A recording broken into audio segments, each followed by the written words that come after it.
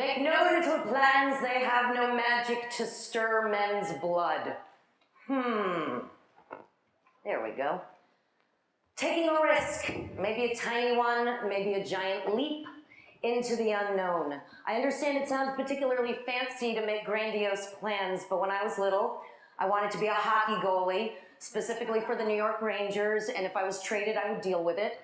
I wanted to be a swimming coach, and I wanted to be an actor. And there was very little chance that I was going to get to be any of those things. And then I became an improviser. And now I get to be all of those things and so much more on stage, within reason, anytime I want. Hi, I'm Susan Messing. I am a comedian, but my primary joy is improvisational comedy. Basically, I get on stage with a friend, we take a suggestion from the audience that we did not know beforehand, and we immediately launch into what appears to be a series of unrelated scenes that you've never seen before, will never be uttered again, that somehow magically morphs into what appears to be purposeful, dare I say, written, with the hopeful result being comedy. That might sound scary to you, but to me, terror is doing my own taxes. Now, risk is a completely subjective definition, but the common denominator is that we're brave. We're terrified, but we do it anyway, and then we get to be proud that we made the effort no matter the result.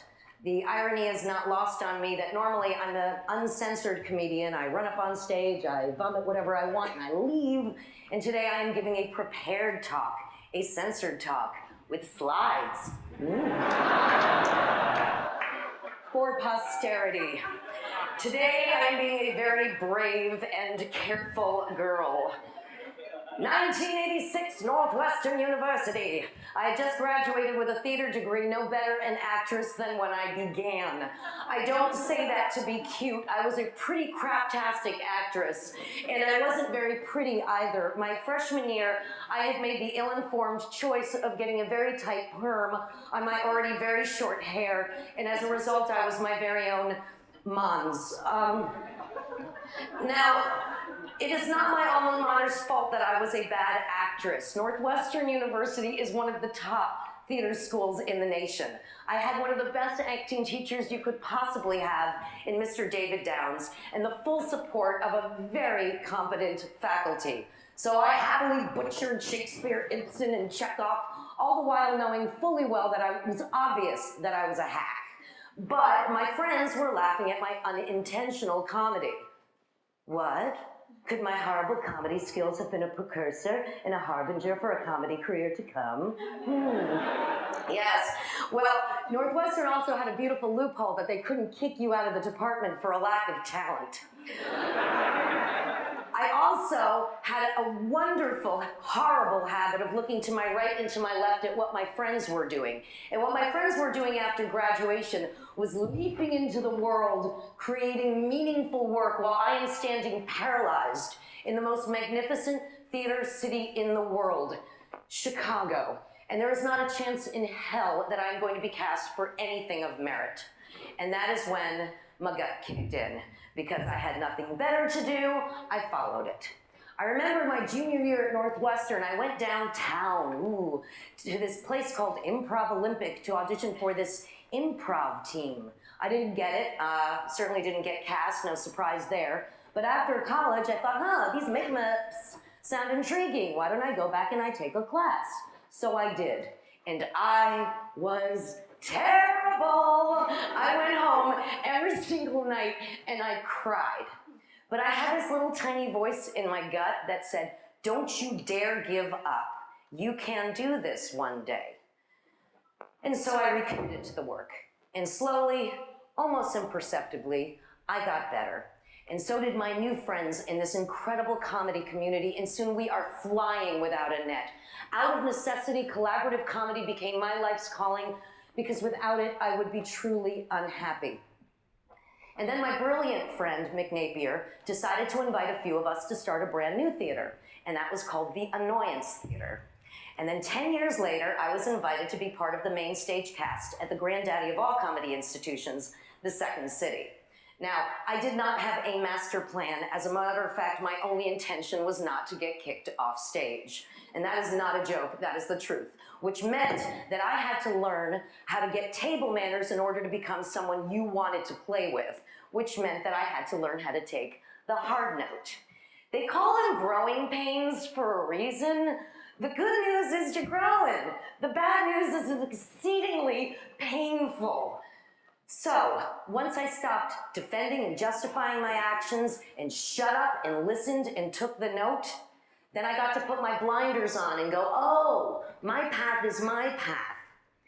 And I didn't create all my opportunities. I didn't have a grand thesis of what I wanted to do. Sometimes opportunities came calling and sometimes I created my opportunities. I never, ever thought I'd be a teacher. No way. But then Mick invited me to teach at the Annoyance, which gave me the confidence to lobby for a job at the Improv Olympic, which is now called the IO, and then the Second City. And by then, major universities were starting to see the beauty and validity of immediate collaborate art. Make 'em ups were no longer your bastard cousin of creation. So I was given the opportunity to teach at Loyola, and now I teach at DePaul in the School of Steppenwolf, and here at the University of Chicago, where so much of this amazing work began. I also get to play everywhere, because improvisational comedy is now a worldwide phenomenon. I get to stay and contribute to the evolution of this artistic world because I didn't give up. I learned how to take the hard note, and I took the doggy door to get there.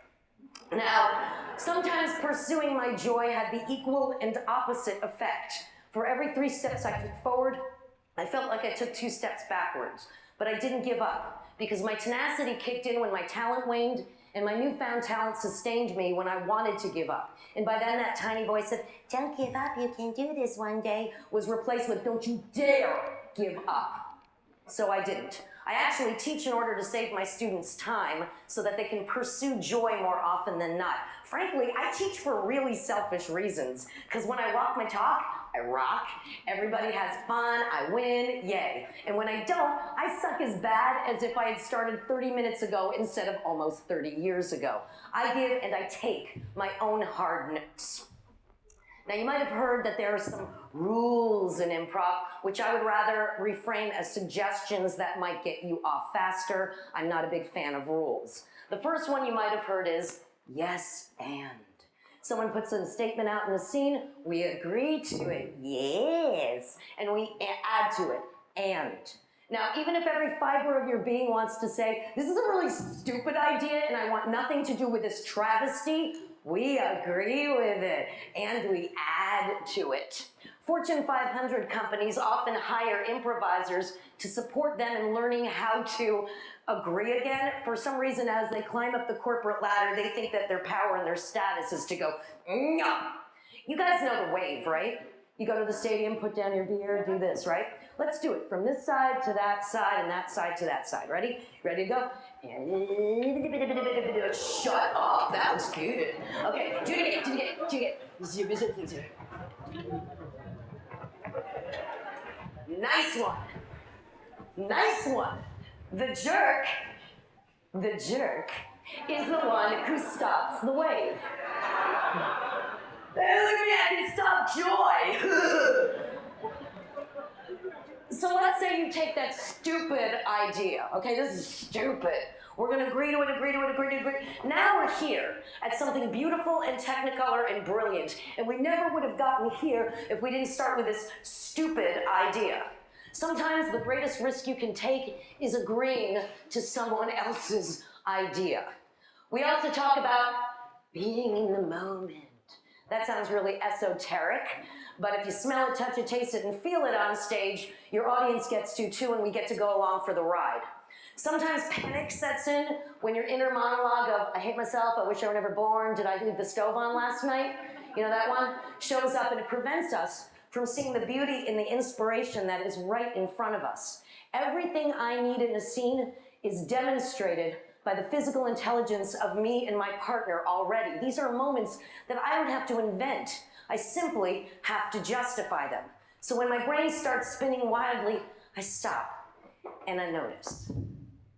Also, we talk about being ready. Ready. ready for anything.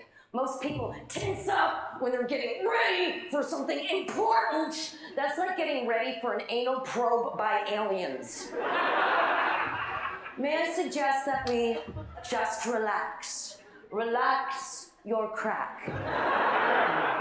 I'm doing it right now. Actually, I feel like that sounds like I'm doing Kegels or something like that.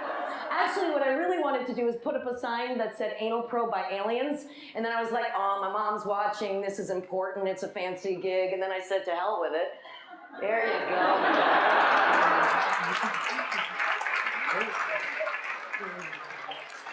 I'm really proud of that one, too. I fought for that slide. Can you believe? Isn't that awesome? Now, risk is far easier when it is filtered through joy. I said I'm not a big fan of rules, but I do have one major rule, and that's if you're not having fun, you're the jerk. This adage prevents me from blaming my friends for my own misfortune and puts the onus and responsibility of joy on me. What am I gonna do, blame my friends? My friends are some of the greatest comedians on the planet. I am not gonna blame them. This also prevents me from being that right fighter and everything's I'm so right. It wipes that snotty right fighter right off my face real fast and has everything to do with my life that has nothing to do with improv and everything to do with how I see life. Now, once you start watching and listening on a gut level, yes and works in your private life as well. About 3 years, I decided to close up dating shop once and for all. I had made a series of unintentional comedy relationship choices, piss poor choices that didn't serve what I deserved in a relationship and what my daughter really didn't need to see from her mother.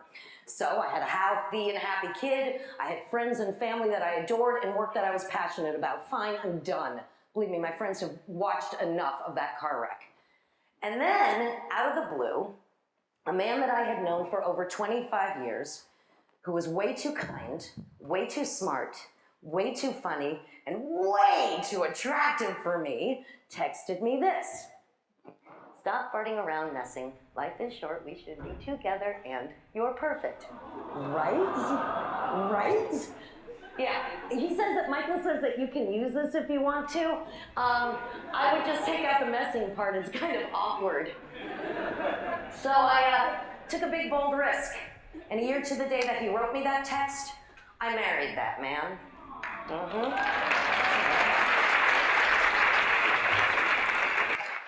Yeah.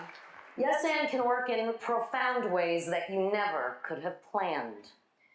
So I came here today to tell you that if you start celebrating the joy of the unknown, you listen to your gut, you watch what's in front of you and take inspiration from and agree to things that might be really outside your comfort zone, amazing things can happen. And if you're thinking of taking that improv class, I highly suggest that you do it. Because the worst thing that's gonna happen is you're gonna look stupid and people are gonna laugh at you. And we're doing comedy and you're covered. Yeah. So here's the thing. I wanna thank you all for being here today. I wanna thank my family who are friends and my friends who are family. I wanna thank my teachers and my students and everyone who helps me evolve and become a better person. And oh, sorry, I have to revisit that. Who makes me become a better person? Because I am nothing without the people around me. Otherwise, I'd have to do stand-up, and that really is terrifying. So thank you so much. Yep.